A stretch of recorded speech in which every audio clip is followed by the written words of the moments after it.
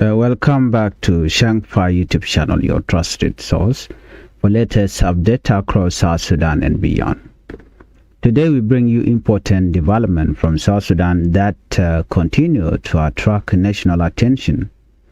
In this report, we will discuss two major stories. First, we will look at the killing of Capoeira East County Commissioner Stephen Lowosio Lomogin and the debate that has emerging in Parliament over whether lawmakers should become directly involved in the matter. Second, in this report, we examine the ongoing court case involving suspended first Vice President Dr. Riek and several co-accused persons. One of the accused, Garui Lampoj, has now spoken before the court and strongly denied the allegation against him. Before we proceed, I would like you to help the channel by subscribing, turn on the notification bell so whenever we upload a new video, you can be notified. Let's begin our report with the government urges Parliament to allow investigation into Commissioner's death.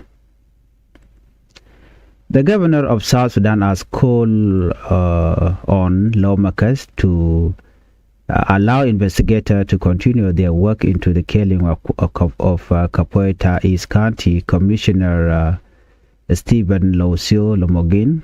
The commissioner lost his life on June 11, 2026 during an attack while carrying out official duties in Kasangor. The area has been the subject of a long-running territorial dispute involving Eastern Equatoria State and the Greater Pibor administrative area. The tragic death of the commissioner shocked many people across the country. Community leaders, government officials, and ordinary citizens expressed sadness and concern over the incident. Following the killing, authorities in Eastern Equatoria State quickly moved to begin an investigation. Governor Los Lobong Lojol established a special committee tasked with finding out what happened and identifying those responsible.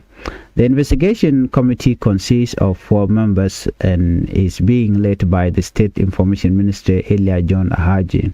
As investigation continued, the issue was raised inside the Transitional National Legislative Assembly. During Parliament in Juba, lawmaker Bol Joseph Angwe requested that Parliament give urgent attention to the matter. According to the lawmakers, the killing deserved immediate discussion because Stephen Lowosio Lomogin was not only serving as a country commissioner, but was also a member of Parliament. As you argue that Parliament has responsibility to address matter involving one of its own members. Agao argued about that. He told fellow lawmakers that the issue should be treated as urgent and given priority on the parliamentary agenda. His argument was based on parliamentary procedures that allow lawmakers to raise urgent matters requiring immediate attention. The proposal attracted interest among members of parliament because of the seriousness of the incident and the growing concern surrounding security in the country. However, the government presented a different view.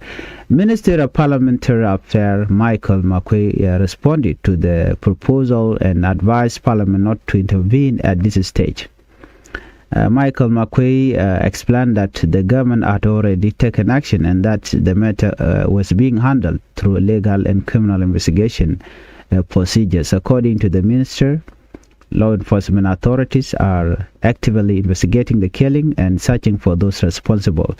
He stated that because the case is already under investigation, Parliament should allow investigators to continue their work without interference. Makwei stressed that criminal investigations are normally handled by security and legal institutions rather than Parliament.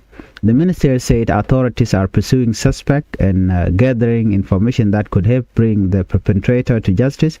His position was that the investigation process should be allowed to run its course before Parliament consider taking additional action. The Speaker of Parliament also addressed lawmakers during the session. He informed the House that he had already received update from Governor Los Lobong, who was in Juba at the time, Governor reportedly briefed official about development surrounding the case and the progress of the investigation. The speaker confirmed that investigation remain ongoing and encouraged members to remain informed as new information become available. The killing of Commissioner Lomogin continued to raise serious questions about security in disputed areas. Well, many citizens are hoping that investigators will establish the fact and ensure accountability. The incident has also highlighted the challenges facing local leaders who work in areas affected by territorial dispute and insecurity. For many observers, the most important issue now is ensuring that the investigation is conducted fairly, transparently, and professionally. The public will be watching closely to see whether authorities can identify those responsible and bring them before the law. Now we move on to our second top story. Gadwich Lampoch denies allegation in Nasser case in Juba. We now turn to another major stories that continue to attract national and international attention. One of the accused person in the ongoing court case involving suspended first Vice President Dr. Machar has strongly rejected allegation made against him. Gadwich Lampoch appeared before the court on Wednesday and argued that prosecutor have failed to provide convincing evidence linking him to the violence that took place in Nasser County. The court session took place at Freedom Hall in Juba.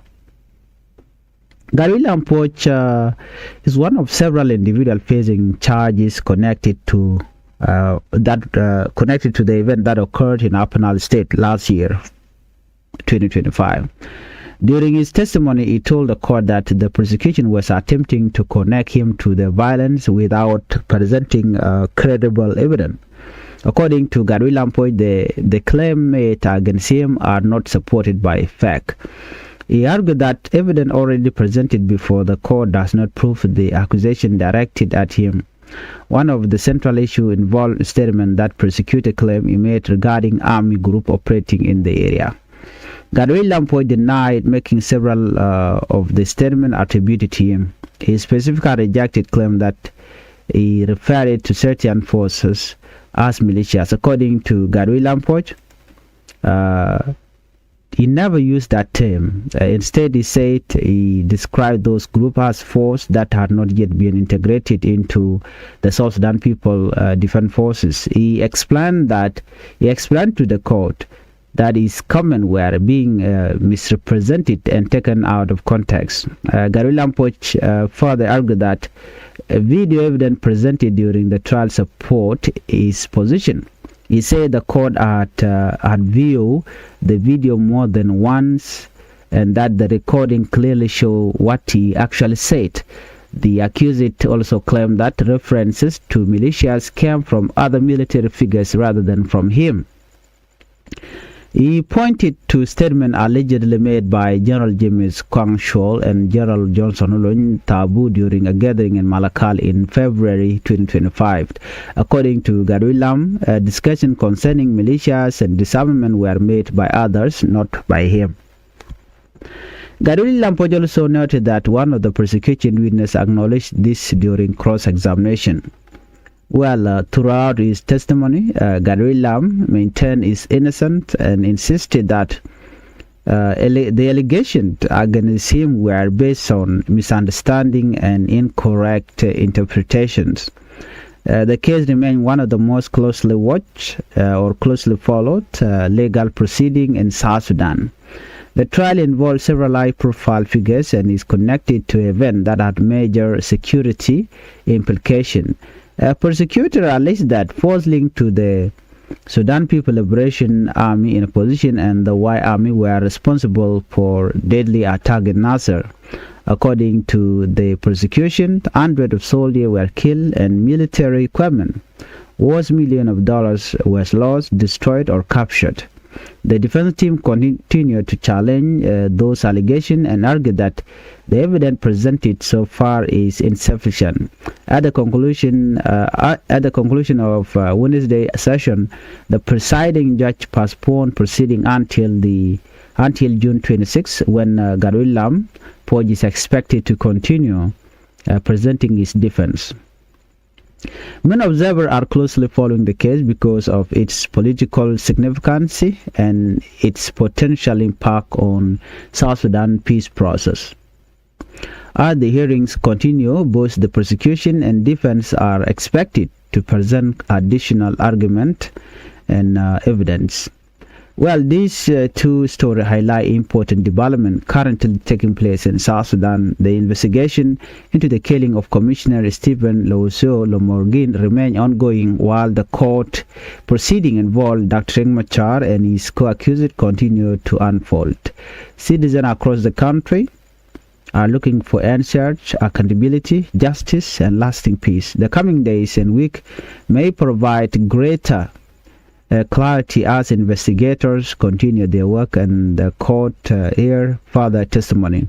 Well, if you are new to Changfied YouTube channel, I would like you to the channel by subscribing, turn on the notification bell so whenever we upload a video you can be notified. Thank you for watching and bye bye.